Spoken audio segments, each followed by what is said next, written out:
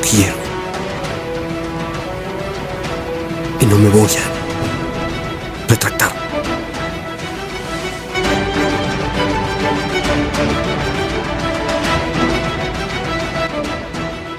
Hola a todos, les damos la bienvenida a un nuevo video de nuestra serie de estudios bíblicos de la Reforma Protestante, y hoy día, en donde seguiremos profundizando en las llamadas 5 solas. Muy bienvenidos. Y en nuestro estudio de la Reforma Protestante y de las 5 solas, hoy día nos corresponde la clase 4, que lleva por título Sola Gratia. Por lo tanto, hoy día profundizaremos en la tercera sola, que quiere decir solo gracia. Y cuando hablamos de sola gratia o solo gracia, nos referimos a que la salvación es un don de Dios, por lo tanto, es un regalo que el pecador recibe de forma inmerecida, basada en los méritos de Cristo alcanzados durante su vida, muerte y resurrección. Si nosotros comparamos todas las religiones del mundo, todas ellas te proponen un camino de autoperfección, un camino de esfuerzo, un camino de sacrificio o un camino de obras para poder alcanzar la salvación de tu alma o la liberación de tu espíritu, dependiendo de la religión de la que estemos hablando. Pero el cristianismo es la única religión que ofrece salvación solo por gracia, no por obras. Y justamente hablando sobre la gracia, a nosotros siempre nos ha costado comprender y creer en esta gracia. Incluso muchos la han llamado gracia escandalosa, porque esta gracia de Dios siempre ha escandalizado al ser humano. Y nos cuesta entender la gracia porque en la vida, desde chicos siempre nos han enseñado la meritocracia.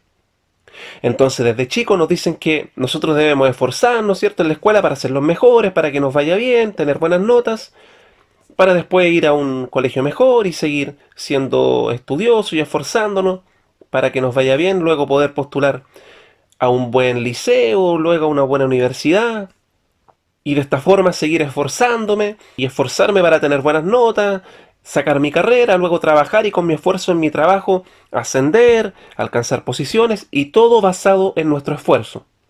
Y si bien es cierto, estas cosas tampoco no es que sean mentiras, es verdad que en la vida nosotros debemos esforzarnos para conseguir las cosas, pero justamente ahí está el punto, porque de pronto aparece este evangelio ofreciendo esta salvación a través de esta gracia escandalosa y te dice: no, tú no te puedes ganar esta salvación. No hay nada que puedas hacer para ganarla, alcanzarla, cuidarla, mantenerla, completarla, etc. No hay nada que puedas hacer. La salvación es un don, un regalo de Dios. Y lo recibimos además inmerecidamente, o sea, sin merecerlo, gracias a Cristo. Así que la única forma de recibir esta salvación es creyendo en ella y aceptándola como lo que es, un regalo que no te mereces. Y debemos recordar que la única razón por la que el cristianismo ofrece el amor y salvación de Dios de forma incondicional es porque hubo una persona que pagó la deuda pendiente. De esta manera es que la gracia de Dios se puede definir como las riquezas de Dios dadas a nosotros a expensas de Cristo y su sacrificio. Como dice Pablo en Efesios 2, versículo 4, pero Dios, que es rico en misericordia por su gran amor por nosotros, nos dio vida con Cristo aun cuando estábamos muertos en pecados. Por gracia ustedes han sido salvados, y en unión con Cristo Jesús, Dios nos resucitó y nos hizo sentar con Él en las regiones celestiales, para mostrar en los tiempos venideros la incomparable riqueza de su gracia, que por su bondad derramó sobre nosotros en Cristo Jesús. Porque por gracia ustedes han sido salvados mediante la fe. Esto no procede de ustedes, sino que es el regalo de Dios, no por obras para que nadie se jacte. Muchos al leer esto, ¿cierto?, dicen: ya está bien, la salvación es por gracia, pero yo puse la fe es mía, igual tengo mi mérito. Pero no, acá Pablo en Efesios dice que no, que tanto esa gracia como esa fe que nos salvan no son tuyas, sino que son un don, un regalo de Dios. O sea que hasta esa fe que nace en ti es porque Dios la pone en ti, Dios te la concede, Dios te la regala. Así que esta gracia tú no la puedes merecer, no la puedes alcanzar, no la puedes lograr. Solo te queda recibirla. Y ahí es donde nosotros quedamos en shock.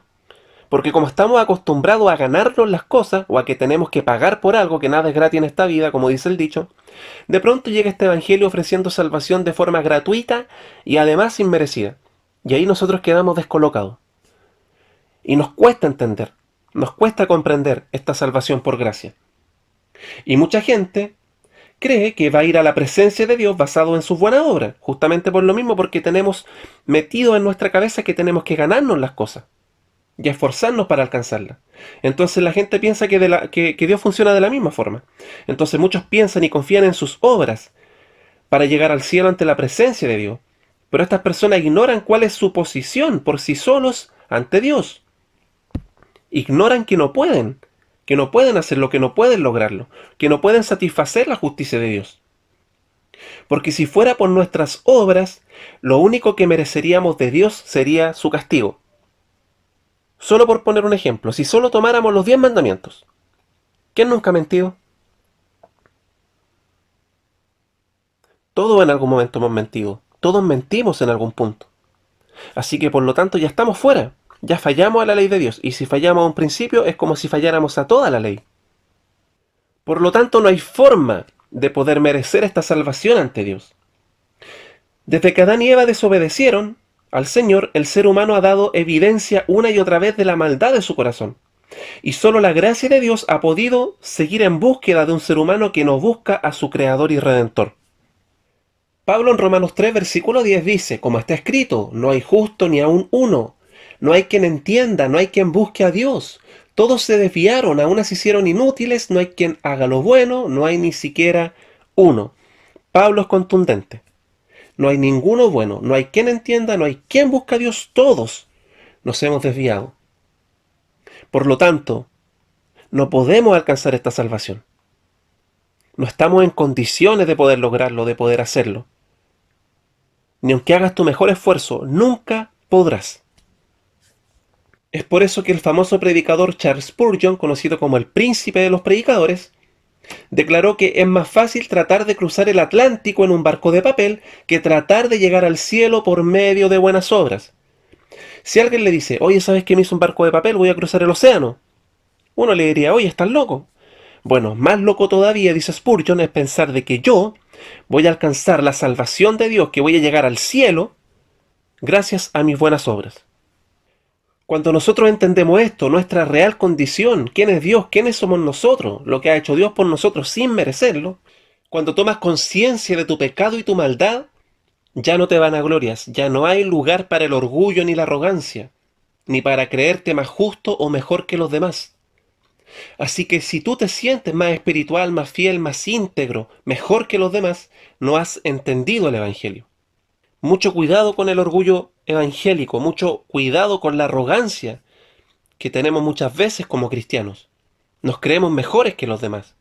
Nos creemos más buenos, nos creemos más santos, nos creemos más fieles que los demás. Nos creemos mejor que el homosexual, mejor que el violador, mejor que el asesino. Y los condenamos. Cuidado con la arrogancia. Jesucristo lo explicó con la siguiente historia, hablando de un fariseo y un publicano que entraron al templo a orar. Y dice que los dos estaban orando.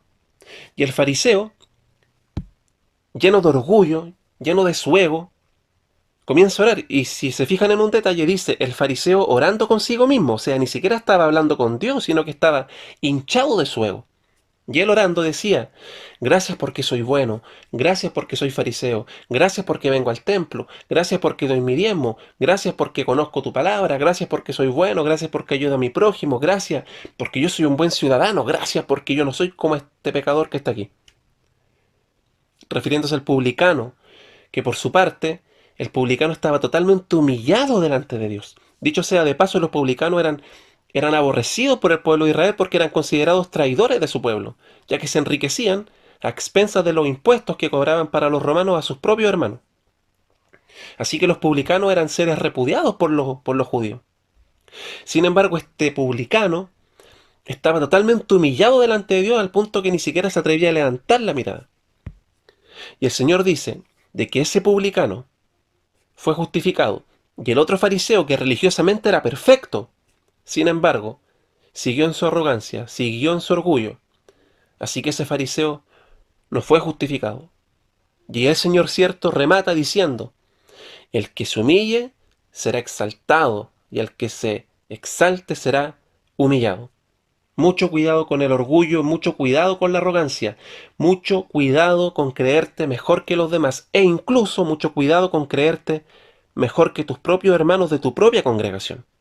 Efesios 2, versículo 1 dice, Pablo, en otro tiempo ustedes estaban muertos en sus transgresiones y pecados, en los cuales andaban conforme a los poderes de este mundo. Se conducían según el que gobierna las tinieblas, según el espíritu que ahora ejerce su poder en los que viven en la desobediencia. En ese tiempo también todos nosotros vivíamos como ellos, impulsados por nuestros deseos pecaminosos, siguiendo nuestra propia voluntad y nuestros propósitos. Como los demás, éramos por naturaleza objeto de la ira de Dios. O sea, nosotros éramos exactamente igual que los demás pecadores, a los que tanto juzgamos. Y éramos merecedores de la ira de Dios. Versículo 4. Pero Dios, que es rico en misericordia por su gran amor por nosotros, nos dio vida con Cristo, aun cuando estábamos muertos en pecados. Por gracia ustedes han sido salvados.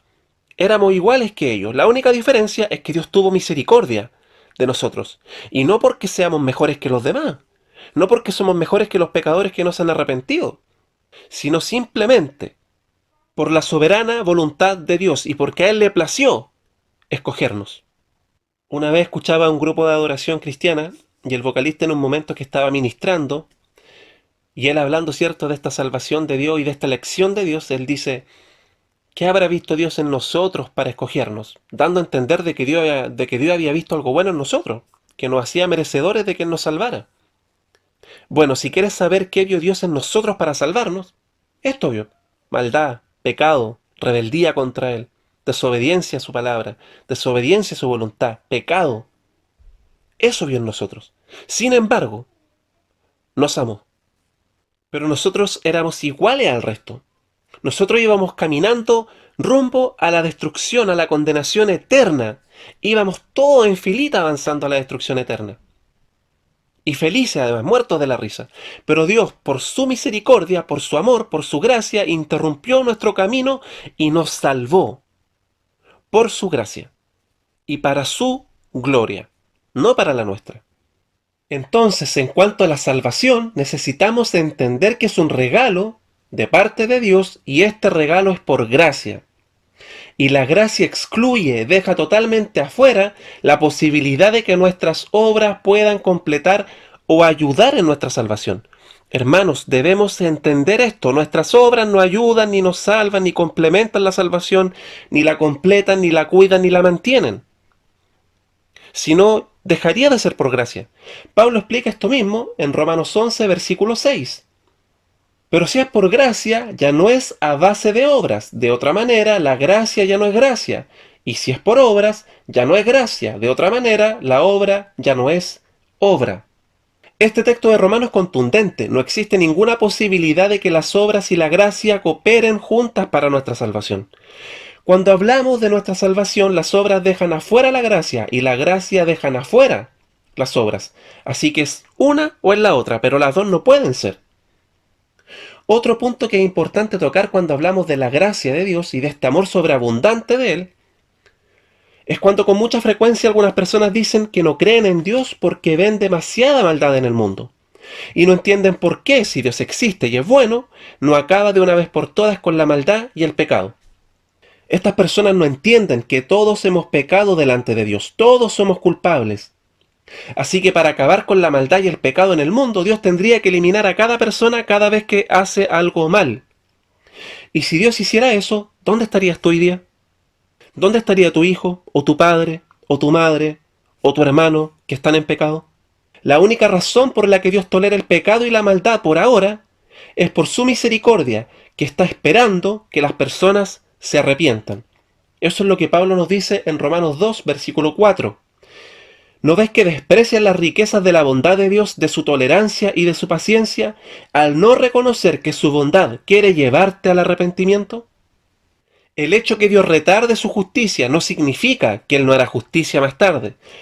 Por eso Pablo sigue diciendo en el versículo 5, pero por tu obstinación y por tu corazón empedernido, sigues acumulando castigo contra ti mismo para el día de la ira, cuando Dios revelará su justo juicio, porque Dios pagará a cada uno según lo que merezcan sus obras.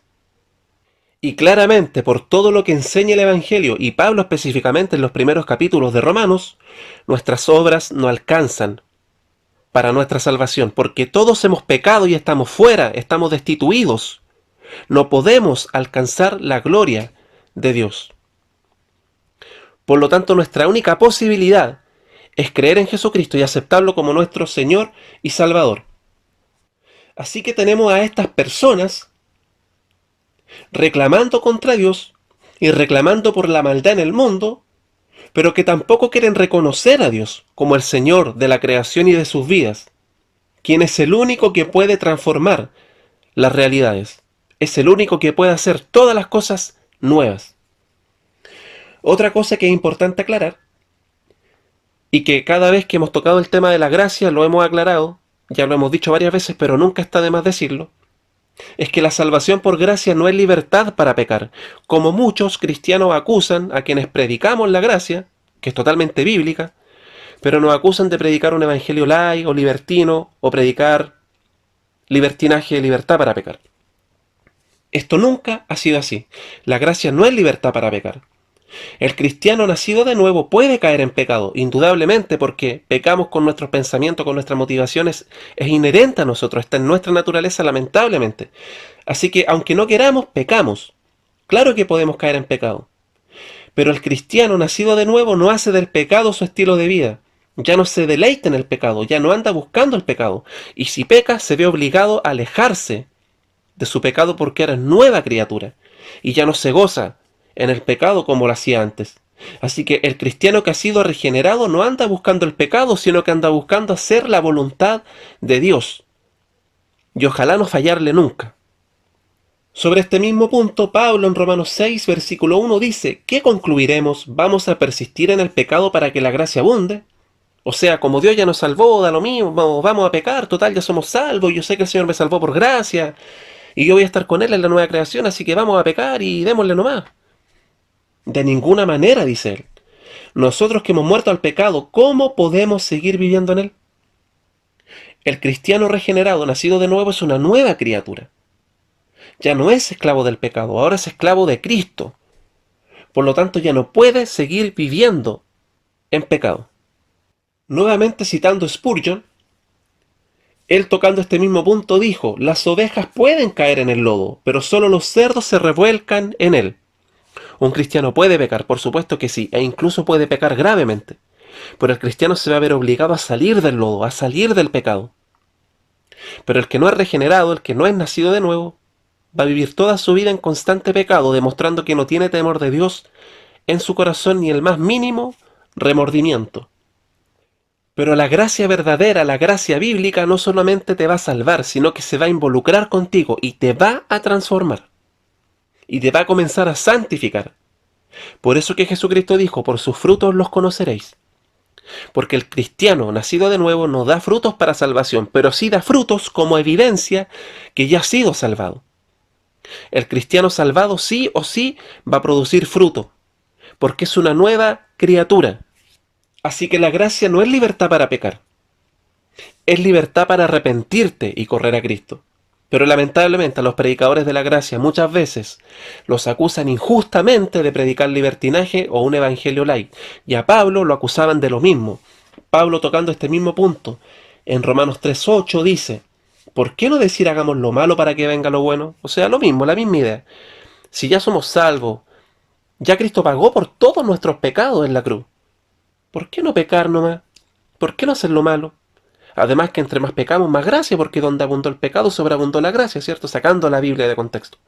Bueno, Pablo dice: así nos calumnian algunos, asegurando que eso es lo que enseñamos. También decían que le enseñaba libertinaje y libertad para pecar. Pero Pablo remata su afirmación diciendo: pero bien merecida se tiene la condenación. Porque si tu hermano estás pensando así, si tú piensas que la gracia es libertad para pecar, entonces necesitas arrepentirte, porque tú no has sido regenerado por el Espíritu Santo, no has conocido a Dios y no has nacido de nuevo. Y para cerrar este punto, nuevamente Spurgeon dijo: si puedes pecar sin lamentarlo amargamente, eres un heredero del infierno. Si tú puedes pecar sin el más mínimo remordimiento y te da lo mismo pecar y pecar constantemente y vivir en una vida de pecado, practicando pecado, y no te remuerde la conciencia, te da lo mismo, llamándote cristiano, es porque no has nacido de nuevo. Y por lo tanto, mientras no te arrepientas, eres heredero al infierno. Da lo mismo que hayas pasado toda tu vida en la iglesia. Da lo mismo que le sirvas al Señor, da lo mismo que seas predicador, pastor, lo que sea. Da lo mismo. Si puedes pecar sin lamentarlo amargamente, eres heredero del infierno. Por lo tanto, necesitas arrepentirte urgentemente y correr a Cristo. Ahora, cuando hablamos de este amor de Dios, que va muy de la mano con su gracia, hay que mencionar algunas cosas. En primer lugar, este amor de Dios es incondicional. Esto implica que no hay ninguna condición en mí por la cual Dios deba amarme. Dios me ama simplemente porque Él decidió amarme, no porque yo lo merezca, ni porque Él me viera y dice, oye, es tan bueno, merece que lo ame, merece que lo salve. No, eso no es así. Dios lo único que vio en nosotros fue pecado. Así que el amor de Dios no depende de nosotros, ni tampoco de nuestro desempeño, sino de su carácter. Yo me equivoco mucho y peco, pero su amor no disminuye, se mantiene. Yo también hago cosas buenas, pero su amor no aumenta, se mantiene. Por eso es amor perfecto e incondicional. En segundo lugar, es eterno. Esto quiere decir que no hay un solo momento en que Dios no nos haya tenido en su mente. Por eso nos ha amado desde siempre y nos escogió desde antes de fundar el mundo, como dice Efesios. Y es por su voluntad soberana, movido por este amor eterno hacia sus escogidos, que lo llevó a vernos con gracia, con ojos de amor, a pesar de nuestros pecados. En tercer lugar, este amor es dadivoso o altruista. ¿Qué quiere decir eso? Nosotros amamos por necesidad. Todas esas frases que nosotros decimos, te necesito, sin ti no puedo vivir, me haces sentir bien, sin ti me siento solo, etc. Eso demuestra que nosotros amamos porque necesitamos a la otra persona. Y en ese sentido, nuestro amor es egoísta. Pero el amor de Dios es distinto, no es egoísta como el nuestro, porque Él nos ama sin necesitarnos. Dios no nos ama por necesidad. Dios nos ama porque quiere dar y quiere compartir conmigo, con nosotros, lo que Él es, lo que Él tiene y lo que nosotros no tenemos. El amor humano piensa en lo que el otro me puede dar. El amor de Dios piensa en lo que su amor nos puede dar a nosotros. En cuarto lugar, su amor es incomprensible. Cuando Dios nos ama, lo hace conociendo lo peor de nosotros, y aún así nos ama con amor eterno. Esto implica que Él me ama desde la eternidad y por lo tanto nunca dejará de hacerlo. Y sobre la gracia de Dios también hay que mencionar algunas cosas. En primer lugar, esta gracia es inmerecida. Como ya mencionamos en el concepto bíblico de gracia, se excluye todo mérito de nuestra parte. No hemos hecho nada para merecer esta gracia que hemos recibido. Incluso, como mencionamos en nuestro estudio anterior, varios teólogos hablan de gracia contramerecida. O sea, ni siquiera es que no la merezcas, sino que hiciste todo lo posible para no merecerla. Y dábamos el ejemplo, ¿cierto?, de si nosotros vamos a la calle, nos encontramos con un mendigo y nosotros lo invitamos a comer a nuestra casa, eso es gracia. Porque el mendigo no hizo nada para ganarse la comida, no hizo nada para ganarse el hecho de que yo lo invitara a comer. Yo lo hice porque quise hacerlo. Él no se lo merecía, pero yo quise hacerlo. Eso es gracia inmerecida. Pero imagínate que un hombre entra a tu casa, roba tu casa, mata a tu esposa, mata a tus hijos, y después al tiempo tú te lo encuentras en la calle, y no solamente lo perdonas, sino que además lo invitas a tu casa a cenar. Eso es gracia contramerecida, porque Él no solamente no lo merecía, sino que hizo todo lo posible para no merecer tu perdón, y mucho menos que tú lo invitaras a tu casa y lo alimentaras. Eso es gracia contramerecida. Y eso es la gracia que Dios ha hecho con nosotros, es la gracia que Dios ha tenido con nosotros, que hemos hecho todo lo posible por no merecer el amor de Dios, y sin embargo Él nos ha amado con amor eterno y amor perfecto. En segundo lugar, está la gracia común y la gracia especial. La gracia común de Dios es aquella que reciben todos los seres humanos, independiente que sean creyentes o no. Es esa gracia común la que hace que el sol salga y la lluvia caiga sobre buenos y malos, como dice el Señor en Mateo. Así que la gracia común de Dios es general para todos, pero la gracia especial es aquel amor especial, profundo e incondicional de Dios que solo reciben sus hijos, su pueblo, sus escogidos, y es ese amor especial el que salva a los suyos. Y por ese amor somos salvos, por ese amor especial. Y en tercer lugar, esta gracia es soberana. Dios ama y salva a quien Él quiere, porque Él es soberano. Y esto Dios se lo reveló a Moisés en una etapa muy temprana de la historia bíblica, cuando le dice, tendré misericordia de quien yo quiera tenerla y seré compasivo con quien yo quiera. Esto se lo dice en Éxodo. Ahí lo estoy parafraseando un poco, pero eso es lo que le dice. Tendré misericordia de quien yo quiera y seré compasivo con quien yo quiera ser compasivo. Y a las personas siempre les ha irritado ver la soberanía de Dios en acción, porque el ser humano en su orgullo no tolera que la gracia de Dios sea soberana. No toleran que Dios salve a quien Él quiere. También es importante diferenciar la gracia y la misericordia porque son dos conceptos que nosotros tendemos a confundir. En esencia, misericordia es no recibir lo merecido y gracia es recibir lo no merecido. Supongamos que hay un hijo que le pide a su papá permiso para jugar con sus juguetes.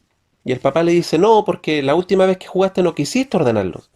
Y el hijo le dice, no papá, si ahora de verdad te prometo que yo cuando termine de jugar voy a ordenar mi juguete, voy a ordenar mi pieza y va a quedar todo ordenado tal cual como estaba.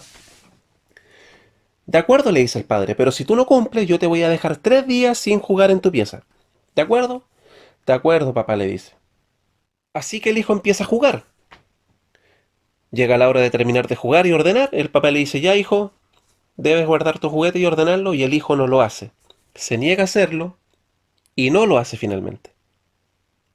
El papá le dice, está bien, nosotros teníamos un trato, así que ahora tú estás castigado, 3 días sin jugar en tu pieza de juguetes. Pasa el primer día y el hijo llora, le pide perdón al papá, que nunca más lo va a hacer, y le llora y le suplica. Y el papá es conmovido por su hijo, le da pena a su hijo, y el papá finalmente, después del primer día, le levanta el castigo. Y le dice, hijo, está bien, puedes jugar en tu pieza. Luego ese mismo día en la tarde, el papá se lo lleva a la plaza y le compra un helado.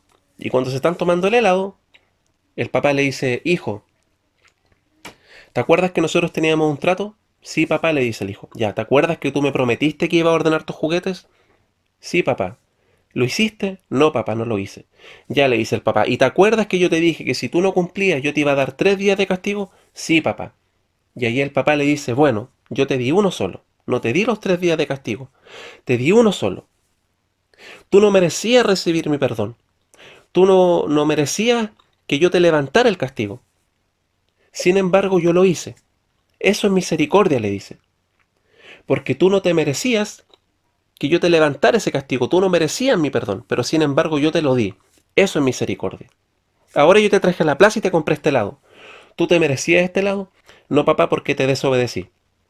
Exacto, le dice el padre. Esto es gracia. Porque tú no merecías recibir este helado. Así que misericordia es no recibir lo merecido y gracia es recibir lo no merecido, lo que no nos merecemos. Y Dios ha tenido gracia y misericordia con nosotros.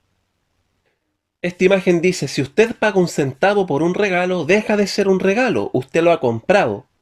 No podemos ganar ni contribuir en nada a la salvación.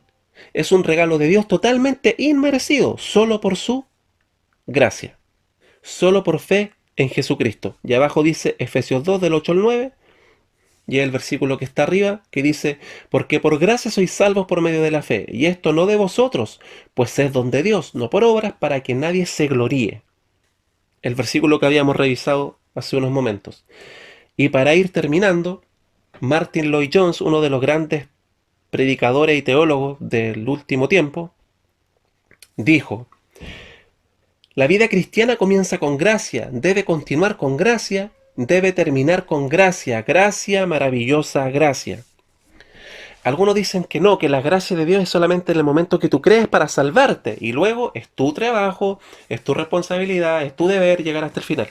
No, dice él, la gracia es a través de toda la vida cristiana. La gracia de Dios te salva, la gracia de Dios te mantiene, y la gracia de Dios te va a llevar hasta el final, porque el Señor te va a perseverar por su gracia.